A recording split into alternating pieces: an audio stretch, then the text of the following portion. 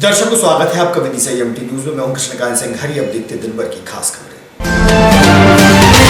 14 जनवरी मकर संक्रांति से रामलीला मैदान में प्रारंभ होगी श्री राम की लीलाएं। कलेक्टर सहित मेला समिति की टीम बैठक में रही उपस्थित। तैयारियों पर हुई चर्चा।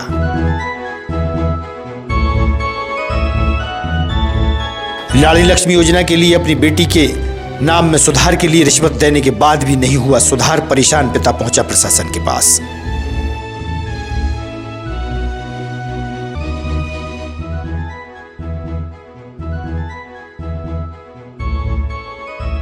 और राष्ट्रीय राजपूत करनी सेना ने माधवगंज पर जलाया मुख्यमंत्री का पुतला। नारेबाजी के दौरान पुलिस ने पुतला बुझाने का किया प्रयास। जलता रहा पुतला।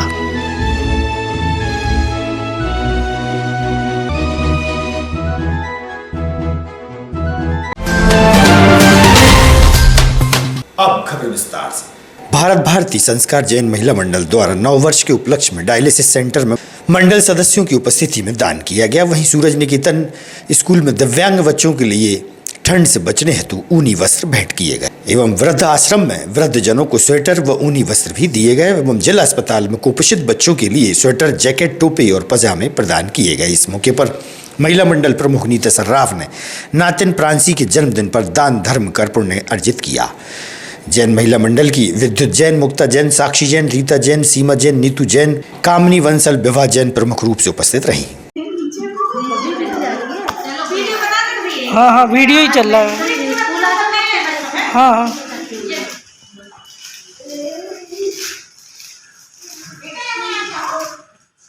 तो आप फिर अगर मैं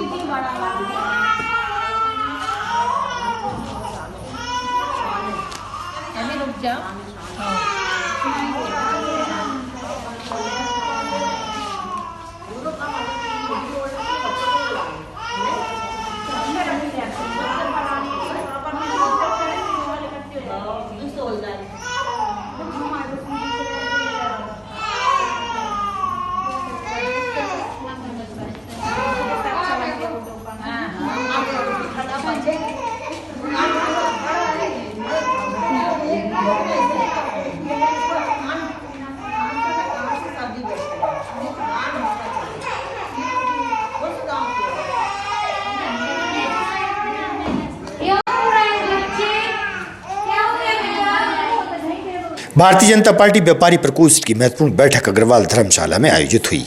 बाहर से आए वरिष्ठ पदाधिकारियों सहित भाजपा के जिलाध्यक्ष राकेश जादौन, पूर्व नगर पालिका अध्यक्ष मुकेश टंडन व वरिष्ठ व्यापारी राजेश जैन उपस्थित रहे। राजेश अग्रवाल जी से निवेदन है करके आए और मुकेश टंडन जी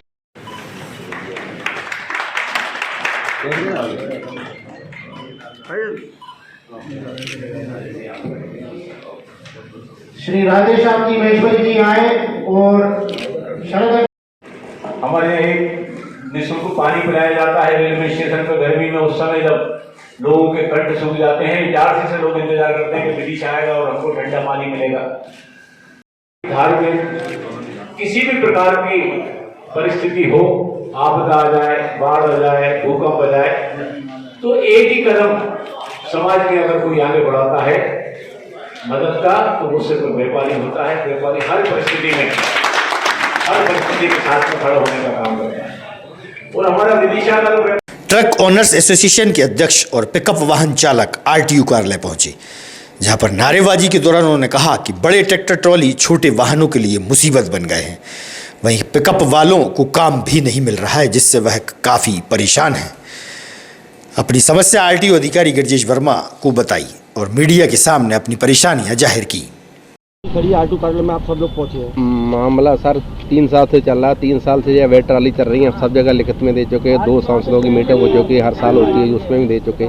वेट ट्रालियाँ बंद नहीं हुई, पर्सनल लिख के दे चुके और उनकी ट्राली चल रही है। और आपके सामने आज हमने पकड़ी है और आशीष राय से बोला, उनने अभी कार्रवाई कर रहे थे, उनने वो भी छोड़ के चले गए, कहने कांटा नहीं होगा। इसमें 90 क्विंटल वजन है और वो कह रहे कांटा नहीं होगा। कांटा क्यों नहीं होगा हम ये पूछना चाह रहे हैं। तो ये ट्राली में जो 90 टन माल भरा, तो इससे वो क्या दिक्कत हो रही, किनको दिक्कत हो रही है? ये छोटे छोटे गाड़ियों वालों को दिक्कत हो रही है ना। इनमें नॉन ट्री 4 गाड़ी का माल भरा हो, ये पिकअप वाले परेशान है।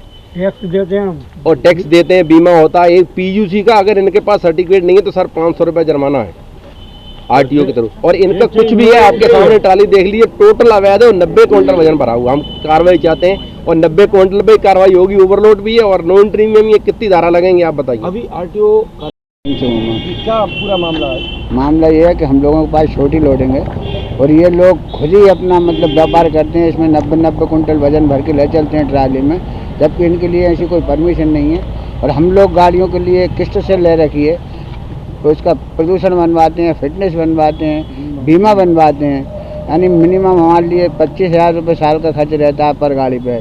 इसके बाद हमको किस्त भरना पड़ती है और आज हम बेरोजगार बैठे हुए हैं और ये लोग ट्रालियों से धंधा कर रहे हैं। ऐसे में कितने पिकअप संचालक हैं शहर में? शहर में तो मिनिमम 100-125 के करीब संचालक हैं पिकअप वाले, जो बेरोजगार बैठे हुए हैं इस टाइम पे। क्या है कि ये लोग अपने ही वाहन से ओवरलोड मतलब माल भर के चलते हैं।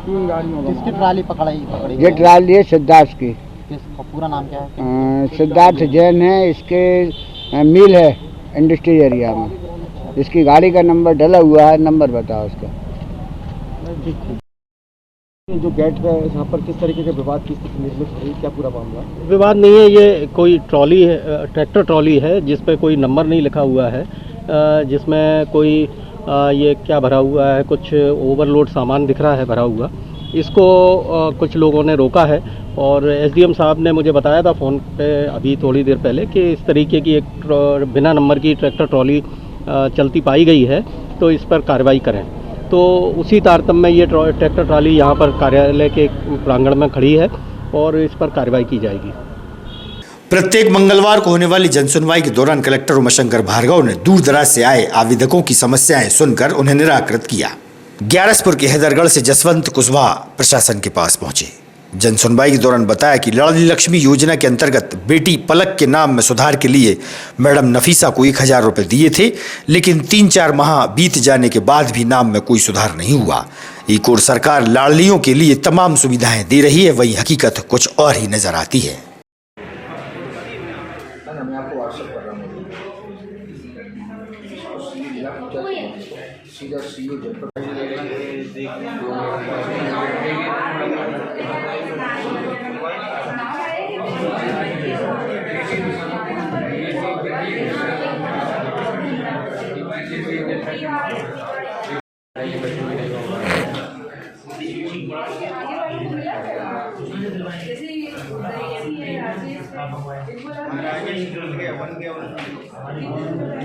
कुशवाहा कहाँ के रहने वाले हो? हैदरगढ़। काय के लिए आए यहाँ पर आप? ये लाडली लक्ष्मी योजना में नाम सुधारवाना। कब से परेशान हो रहे हैं आप? 4-5 महीने से। अभी तक क्या क्या परेशानी से गुजरे हैं आप? अरे वो चक्कर लगा लगा सर परेशान हो गया। कहीं इधर चल जाओ, कहीं उधर चल जाओ, कहीं ये कागज ले आओ, कहीं वो कागज ले आओ। अच्छा। मैं तो आदमी काम करूँगा, मैं चक्कर लगाऊँ। लाडली लक्ष्मी की जो बेटी है उसका नाम क्या है? पलक। पलक। तो पलक का नाम जुड़वाने, सही करवाने के लिए अभी तक आप कितने पैसे खर्चा कर चुके हैं? कम से कम 1,800 रुपये हो चुके। किसको दे चुके हैं आप? मैडम को दिए। अच्छा, फिर क्या हुआ? क्या नहीं हो जाएगा नहीं होगा। अच्छा, तो अब ये बताइए कि जैसे आज आप यहाँ पर आए थे जनसुनवाई में, तो जी। क्या लेके आए थे आप? हमने तो गुल्लक भी लाया सर। गुल्लक लाए थे। गुल्लक काय के लिए लाए थे? देने के लिए कलेक्टर साहब ही। कैसी? मैंने साहब एरा दे दूँगा रिश्वत। हाँ, क्या दे देंगे? वो सॉरी रिश्वत क्या है, पैसे हाँ। मजदूरी जितने भी हैंगे। अच्छा, मोड़ी के ही पैसे थे, अपने भी नहीं है। वो कितनी उम्र है बच्ची की? बच्ची की 12 साल। अभी तक कितने पैसे लिए आपसे, किसने लिए? और मैडम ने ली 1,800 रुपये। नंबर, नाम क्या मैडम का? नफीसा खान, कौन सी आंगनबाड़ी में? हैदरगढ़। क्या करते हैं आप? मजदूरी। विगत 122 वर्षों से श्री रामलीला मैदान में ऐतिहासिक रामलीला का मंचन होता चला आया है। इस बार भी 14 जनवरी मकर संक्रांति के पर्व के दिन से श्री राम की लीलाओं का मंचन प्रारंभ होगा।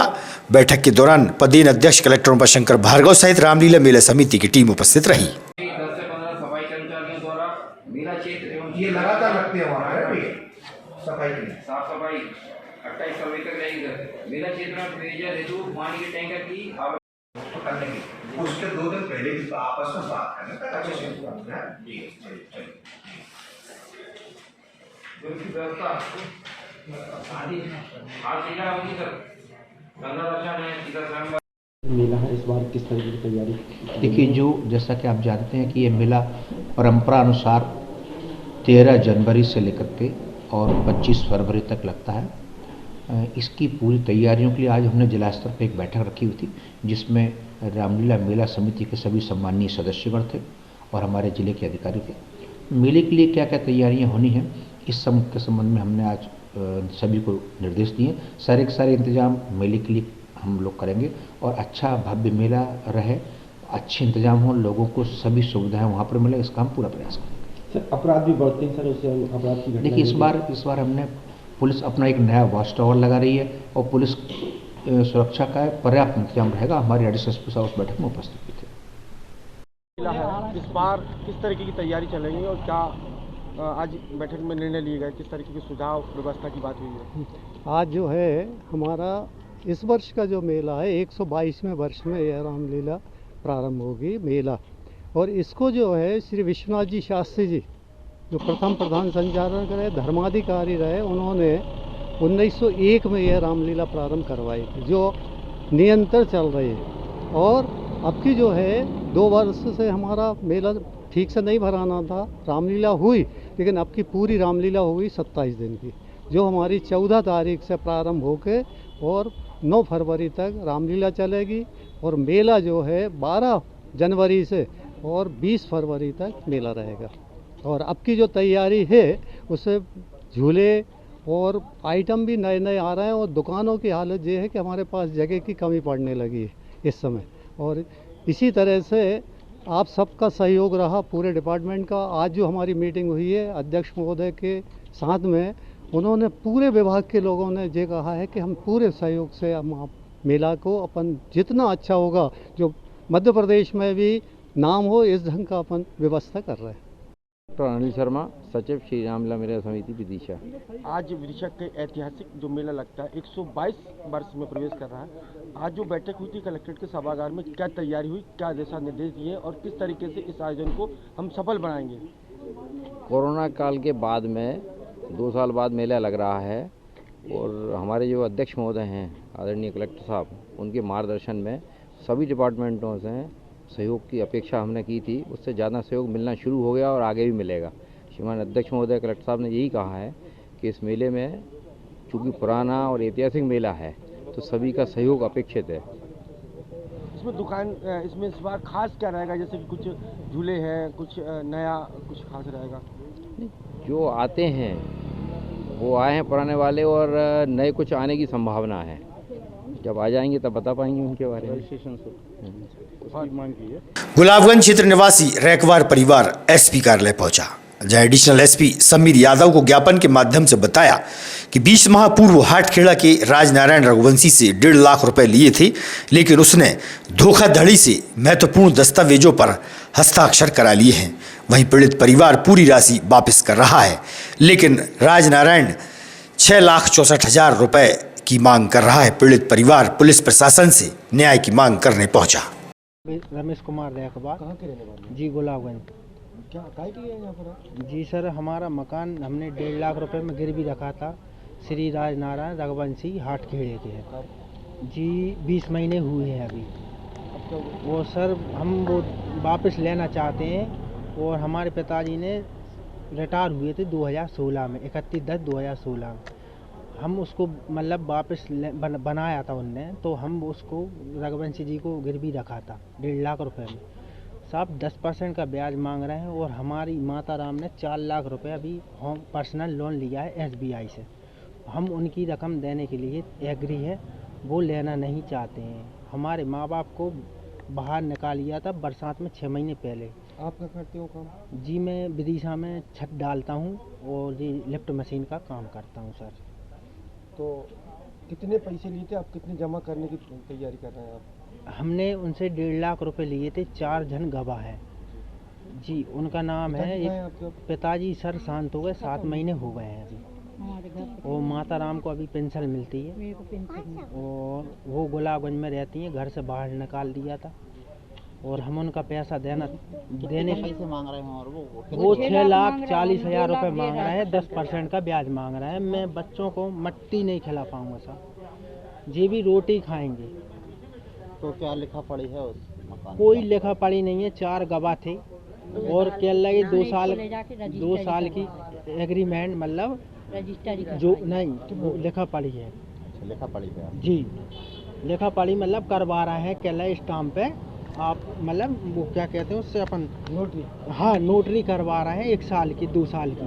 तो कह रहे 2 साल बाद आप उठा लेना और हमारा जो पैसा दिया वो हमको वापस दे देना। तो साहब हम देने तैयार हैं। हमारा मकान में सामान रखा है और ताला भी डला।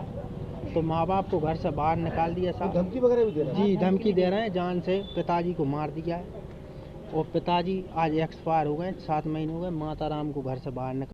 उर्मिला रायकवार। कहाँ रहती हैं आप? मैं गुलाबगंज में। आपने किससे पैसे लिए थे? मेरे लड़के राजनारायण से लिए थे, रघुवंशी 1.5 लाख।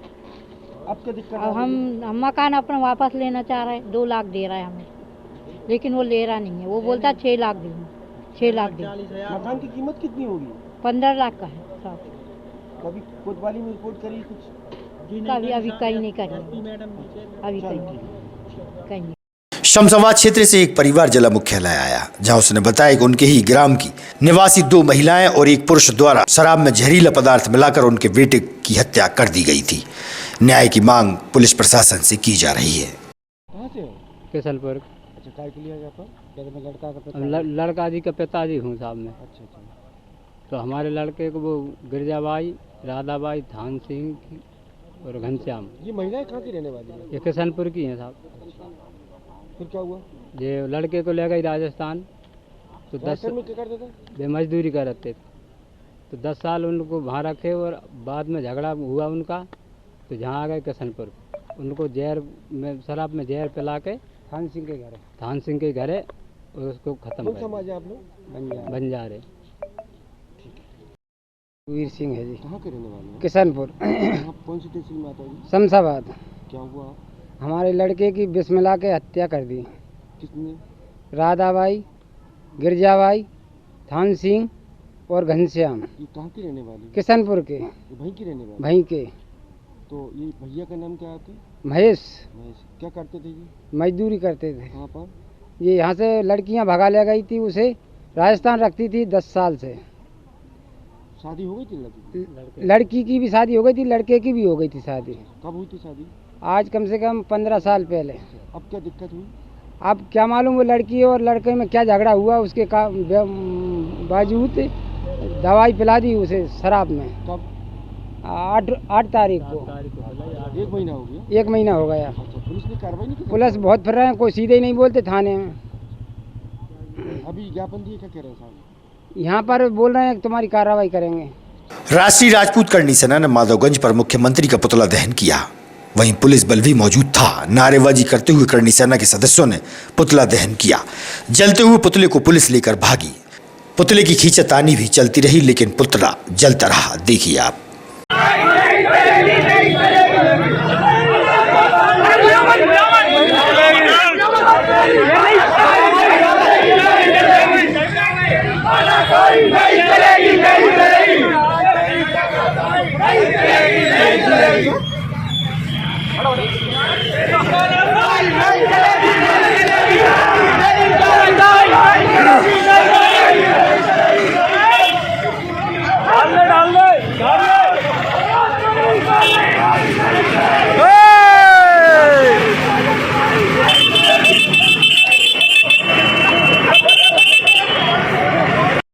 वीर सिंह राजपूत, पूर्व जिला अध्यक्ष श्री राष्ट्रीय राजपूत करनी सेना परिवार। आज आपने जो पुतला जलाया, किनका जलाया है, क्या वजह है उसकी? कल मध्य प्रदेश की राजधानी भोपाल में जम्बूरी मैदान में 22 सूत्रीय मांगों को लेके जो जन आंदोलन किया गया था, उसमें उन मांगों को, जो 22 सूत्रीय मांगे थे, उनको रखा गया था और शिवराज सिंह जी के आश्वासन पे आश्वासन देते रहे और कुछ अभी तक नहीं हुआ।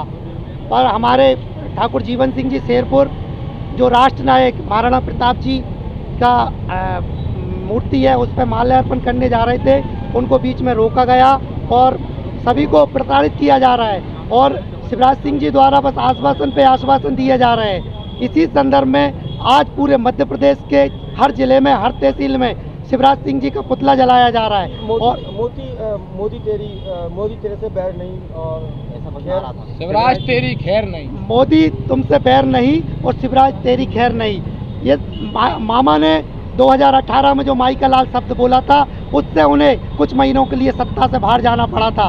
पर आने वाले जो चुनाव आ रहा है, इसमें भाजपा सरकार का पूरी तरह से सुपड़ा साफ होगा, क्योंकि उनने जनता की भावनाओं का हनन किया है। ये बिल्कुल ही बर्दाश्त नहीं किया जाएगा। आपका पुतला दहन पूरे मध्य प्रदेश में, प्रदेश के मुखिया शिवराज सिंह चौहान का पूरे मध्य प्रदेश में जीवन सिंह शेरपुर जी के आदेश पर पुतला दहन किया गया है। कल 22 सूत्रीय मांगों को लेकर भोपाल में 10 से 15 लाख राष्ट्रीय राजपूत करणी सेना प्रदेश अध्यक्ष दादा जीवन सिंह शेरपुर के नेतृत्व में सर्व समाज को साथ लेकर इतिहास का जमहूरी मैदान का कल घमंड भी तोड़ दिया गया। इतिहास का पहला आयोजन सर्व समाज के नेतृत्व में भोपाल में आयोजित किया था और मुख्यमंत्री जी द्वारा, उनके शासन प्रशासन के अधिकारियों द्वारा भी ये बोला गया था कि आपकी जायज़ मांगों को मान लिया जाएगा। लेकिन उसके बाद कल हमारा आंदोलन धर्मांतर और कोई भी सही जवाब नहीं दिया गया। जीवन सिंह शेरपुर का आदेश था, आज पूरे मध्य प्रदेश में उनका पुतला जला गया है शिवराज सरकार का। और अगर उन्होंने मांगे नहीं मांगी 22 सूत्रीय, तो ये आंदोलन और उग्र आंदोलन का रूप रहेगा और पूरे मध्य प्रदेश में पुतला दहन कर शिवराज सरकार का विरोध किया जाएगा। जयंत सिंह परमार, पूर्व जिला अध्यक्ष महाराणा प्रताप राजपूत विकास समिति विदिशा। आज किस संबंध में पुतला जलाया, किनका जलाया और क्यों जलाया? आज जो है प्रदेश के मुख्यमंत्री शिवराज सिंह चौहान का पुतला जलाया गया है। वो इसलिए जलाया गया है कि कल दिनांक 8 जनवरी 2023 को जम्बूरी मैदान में हमारे प्रदेश ही नहीं, देश के एकमात्र बुलंद आवाज़, जो जन जन के मसीहा, जन जन की आवाज़ बन कर के उभरे हैं, श्री जीवन सिंह जी, उनके नेतृत्व में लाखों की तादाद में जम्बूरी मैदान में कल कार्यक्रम आयोजित किया गया था। शांतिपूर्ण जन आंदोलन था, लेकिन शिवराज जी और प्रशासन के लोगों ने वहाँ पर धरने में आंदोलनरत लोगों को गुमराह किया। पहले कह दिया गया कि हम पूरी मांगे आपकी मान रहे हैं, उस चीज़ का आश्वस्त जनता जनार्दन को जीवन सिंह जी ने खुद ने अपने मुखारविंद से किया। लेकिन इन्होंने झांसा देकर उसके बाद ना ही तो कोई मांग मानी है, धोखाधड़ी की है, इस देश के और प्रदेश के साथ धोखाधड़ी की है शिवराज सिंह जी ने और उनके प्रशासन ने। इसलिए पूरे प्रदेश में हर जगह शिवराज सिंह जी का पुतला दहन किया जा रहा है और आगे भी यदि इन्होंने हमारी 22 सूत्रीय मांगों का अक्षरशः पालन नहीं किया गया, जो देश के हित में, गरीबों के हित में, असहाय वर्ग के लोगों के, जो पीड़ित वर्ग है, उनके हित में जो मांगे अगर नहीं मानी, तो ये आंदोलन उग्र आंदोलन होगा और इसकी सारी जिम्मेदारी प्रशासन की होगी, इस प्रदेश के मुखिया शिवराज सिंह चौहान जी की होगी। जय हिंद, जय भारत। करणी सेना परिवार द्वारा पुतला दहन का प्रयास किया गया था, जिसको फायर ब्रिगेड की बल की वजह से बुझा दिया गया। ग्राम तिगरा छीरखेड़ा स्थित सिद्ध बाबा के स्थान पर भंडारे का आयोजन हुआ। नगर की भाजपा नेता मनोज कटारे सहित गणमान्यों ने पहुंचकर बाबा के दर्शन कर प्रसादी ग्रहण की और भजन कीर्तन भी चलते रहे।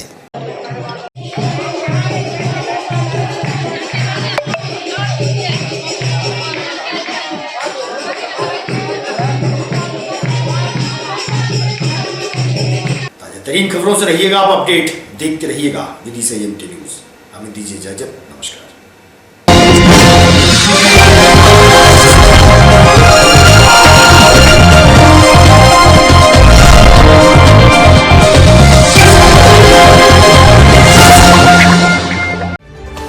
खबरों में फिलहाल इतना ही। शहर की ताजा तरीन खबरें अब आपके मोबाइल पर भी उपलब्ध है। YouTube पर EMG News 24/7 को सब्सक्राइब करें और जानें शहर की ताज़ा तरीन खबरें। और हाँ, बेल आइकन को दबाना ना भूलें, जिससे आप रहे हर खबर से अपडेट।